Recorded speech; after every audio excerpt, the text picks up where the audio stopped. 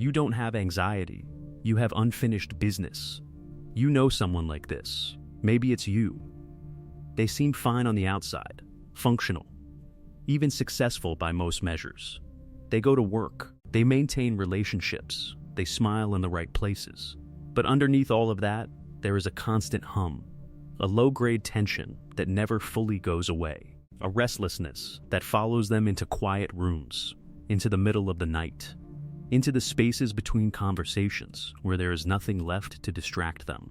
They call it anxiety. Their doctor calls it anxiety. The internet calls it anxiety. And so they treat it like anxiety, breathing exercises, supplements, therapy, maybe medication. They manage it. They cope. They learn to live around it the way you learn to live around a leak in the ceiling. You put a bucket under it. You stop noticing the sound. But the wall behind it keeps rotting.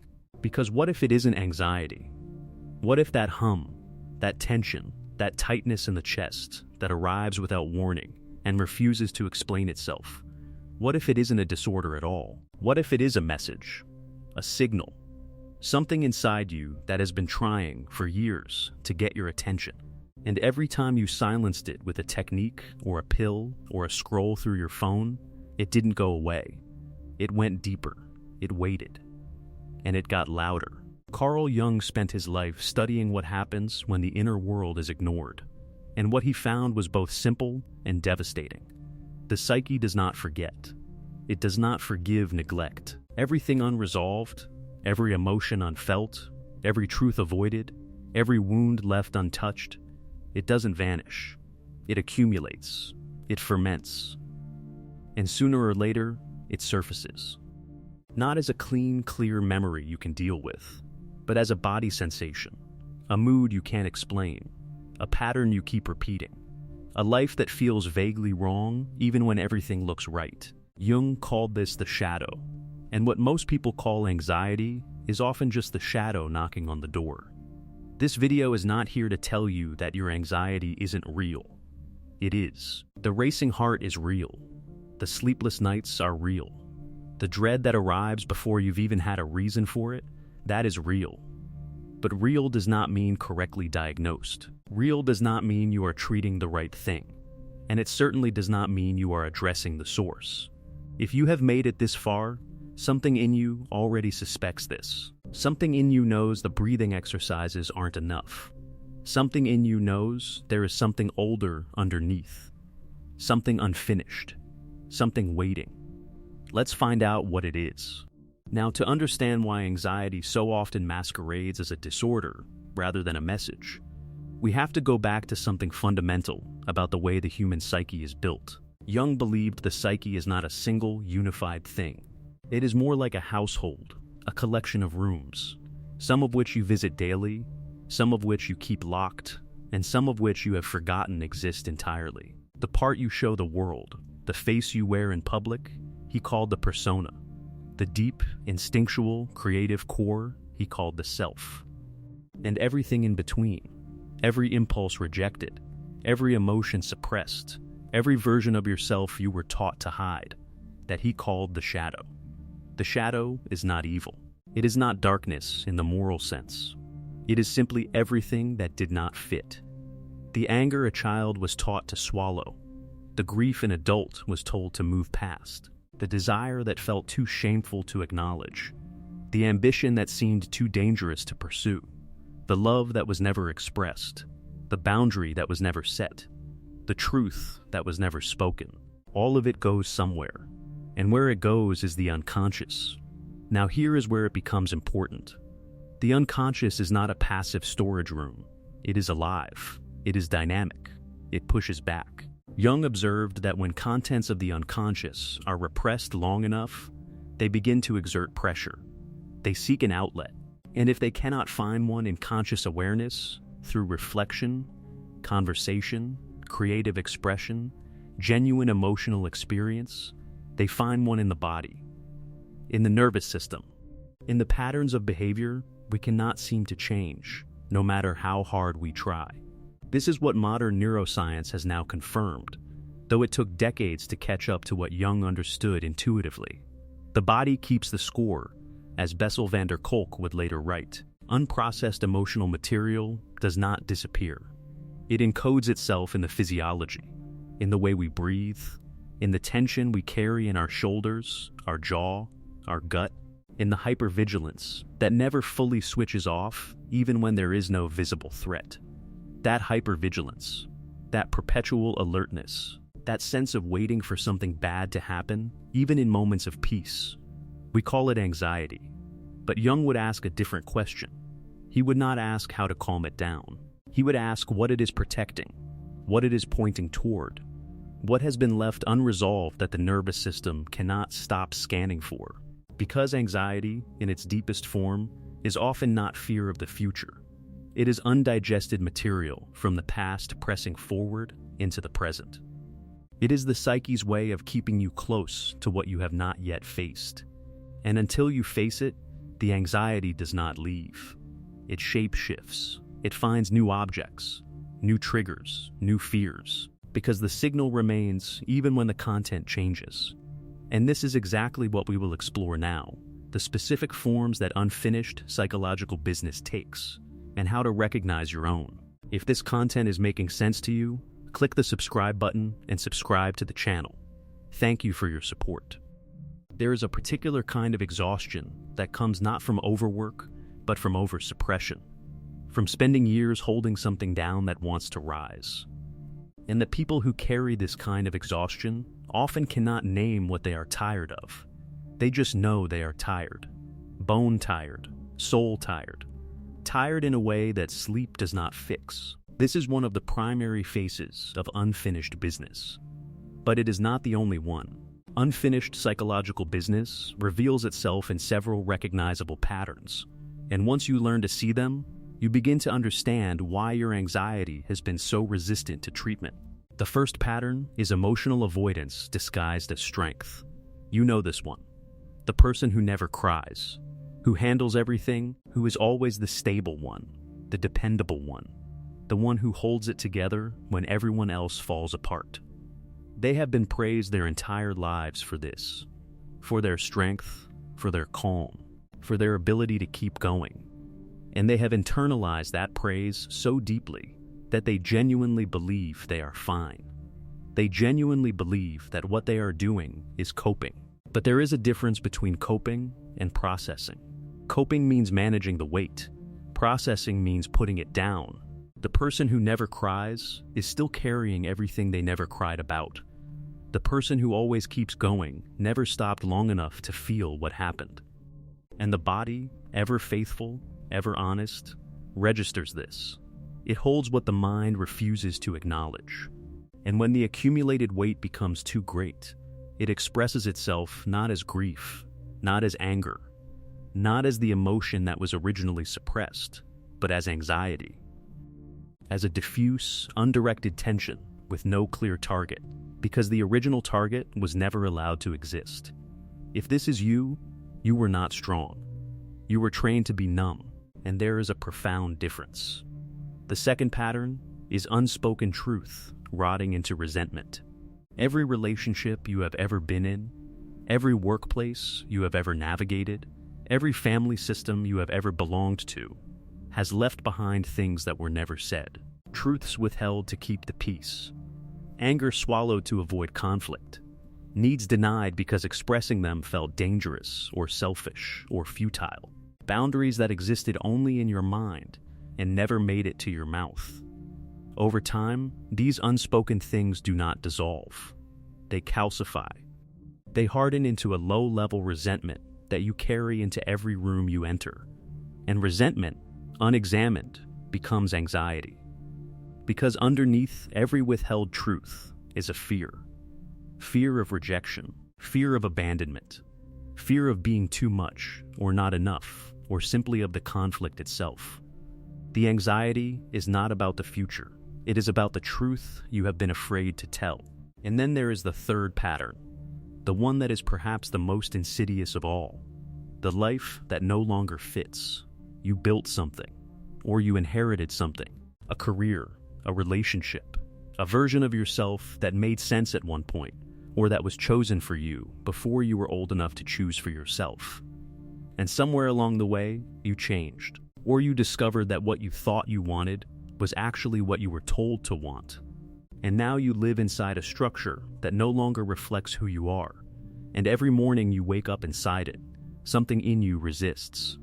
That resistance is not laziness. That resistance is not ingratitude. That resistance is the authentic self pushing back against a life that has become a costume. And the anxiety you feel is the friction between who you are and who you are pretending to be. Jung called this individuation the lifelong process of becoming fully and authentically oneself. And he was clear that when this process is blocked, when the authentic self is suppressed in favor of what is expected, safe, or convenient, the psyche suffers. It does not suffer quietly. It creates symptoms. And the most common symptom of a life that has stopped growing in the right direction is a pervasive, inexplicable anxiety that no amount of surface-level treatment can reach. Because you are not anxious about the presentation at work. You are anxious because you do not know who you are anymore. And that is a much deeper problem. But here is where most people stop. They recognize the pattern. They feel the truth of it land in their body the way truth always does. And then they do nothing. Because recognizing the source of unfinished business and actually going back to resolve it are two entirely different things. And the second one is terrifying. Jung did not pretend otherwise. He did not offer comfort in the conventional sense.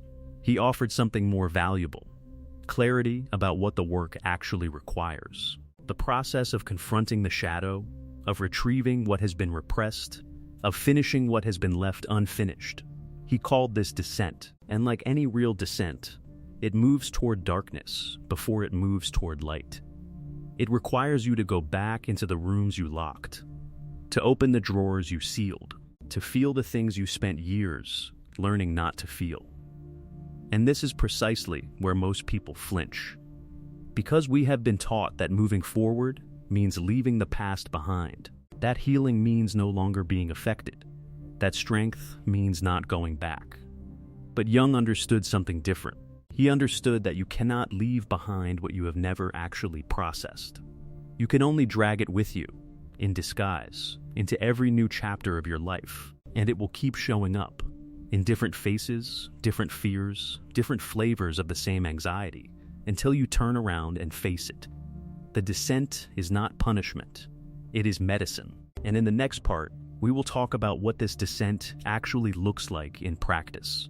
Not as a metaphor, not as a concept, but as a lived process, the specific, uncomfortable, necessary work of completing what your psyche has been waiting to finish. Let us talk about what it actually means to go back.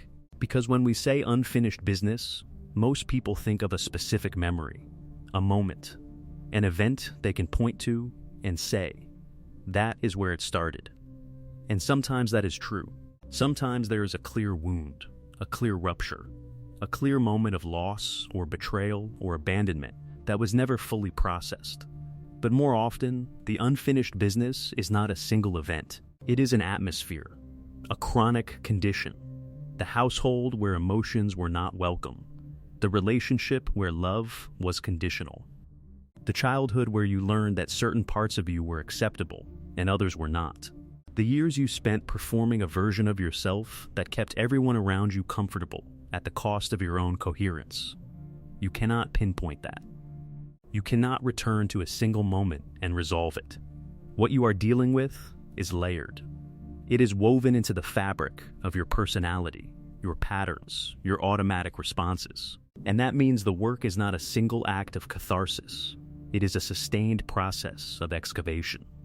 Jung outlined this process with remarkable precision. And it begins always with what he called making the unconscious conscious. The moment you stop asking, how do I get rid of this anxiety, and begin asking, what is this anxiety trying to tell me, you have already taken the first step. Notice when the anxiety arrives, not what it says, because anxiety lies about its content all the time. It tells you the presentation is the problem, the relationship is the problem, the money is the problem, but the feeling existed before those things, and it will exist after. Notice instead the quality of the feeling, where it lives in your body, what it reminds you of, what you were about to do before it arrived, what situation it consistently appears in, what it is protecting you from approaching. Anxiety is directional. It points. It guards. And if you learn to read it rather than silence it, it becomes one of the most precise navigational tools you have ever been given. The second step is what Jung called active imagination, a practice of consciously engaging with the contents of the unconscious through inner dialogue, writing, art, or not to analyze them intellectually, but to meet them, to ask the feeling what it wants, to sit with the image that keeps recurring in your dreams and ask it why it keeps coming back, to write the letter you never sent, to speak the words you never said, even if only in a journal that no one will ever read. This sounds strange. It sounds unscientific, but it is neither. What it is a way of completing interrupted experiences, of giving the psyche the resolution it has been waiting for, of telling your nervous system, we are finishing this now. We are not leaving this unfinished anymore. The third step, and this is the one that cannot be skipped, the one that every spiritual tradition in human history has pointed toward, is grief, real grief. Not the performed grief that is acceptable in public, not the tidy grief that ends in 3 days and is never spoken of again, but the full, inconvenient, transformative grief that comes when you truly let yourself acknowledge what happened, what was lost, what was never given, what you carried alone for too long, what you deserved and did not receive. Grief is not weakness. Grief is the psychological immune response. It is how the mind and body process loss. And when grief is blocked, when it is rushed, suppressed, medicated, or simply never permitted to exist, the loss does not complete. It remains open, a wound that never closed. And the anxiety you feel is often, at its most fundamental level, the body's continuous awareness of that unclosed wound. To grieve is to close it, not to erase it, not to pretend it did not matter, but to acknowledge it fully, feel it completely, and release the tension that has been holding you vigilant against a pain that has already happened. And then, only then, does the anxiety begin to change its nature. There comes a moment in this process, and if you are honest with yourself, you may have already felt a version of it watching this video, where something shifts. Not dramatically, not with trumpets, but quietly, like a room that has had its windows opened for the first time in years. A slight movement of air, a sense of something loosening that you did not even realize had been held so tight. That moment is not the end, but it is evidence of something important. It is evidence that the anxiety was never the fixed, permanent feature of your personality that you were told it was. That it was always a signal, always a temporary holding pattern the psyche created in lieu of real resolution. And that when real resolution begins, even the beginning of it, even just the willingness to look, something in the system relaxes. This is what integration feels like. Integration is Jung's term for the process by which rejected, suppressed, or unconscious material is brought into conscious awareness and accepted as part of the whole self. Not fixed, not eliminated, but owned, acknowledged, given its rightful place in the full complexity of who you are. When you integrate the grief you were never allowed to feel, it does not make you sadder. It makes you more fully human, more present, more capable of genuine joy, because joy that is not walled off from pain is richer and more real than anything you can manufacture through positive thinking. When you integrate the anger you were trained to suppress, it does not make you dangerous. It makes you honest. It gives you access to the energy that was always locked inside that suppression, the boundary you could never quite bring yourself to set, the truth you could never quite bring yourself to say. It was always there. It was just trapped. When you integrate the authentic self you abandoned in favor of what was expected, you do not lose the person you became. You expand beyond them. You discover that the life you built, even the parts of it that no longer fit, was not a mistake. It was a stage. And stages are not failures. They are the material from which something truer is built. This is the path that Jung described.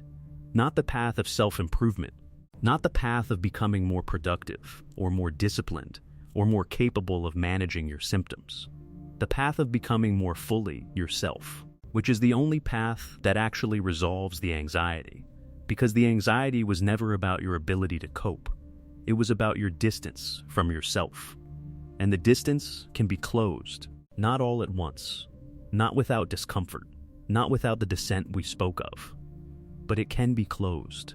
And every step toward it is a step away from the low-grade tension that has been your constant companion, and towards something far more valuable, a life that feels inhabited by you, the real you, not the managed version, not the performing version, not the version that keeps everything under control so no one sees what is underneath. The you that is underneath. Now I want to speak directly to you. If you have made it to this point in this video, it is not because you were bored. It is not because the algorithm delivered you here randomly and you stayed out of habit. You stayed because something in you recognized itself, because some part of what has been said here touched something that has been waiting to be touched. And I want to acknowledge that. Because recognition is not nothing. Recognition is the first move. It is the moment the unconscious and the conscious make contact. The moment the signal is finally heard. And hearing it, truly hearing it, is more than most people ever do. You may have spent years believing you are anxious.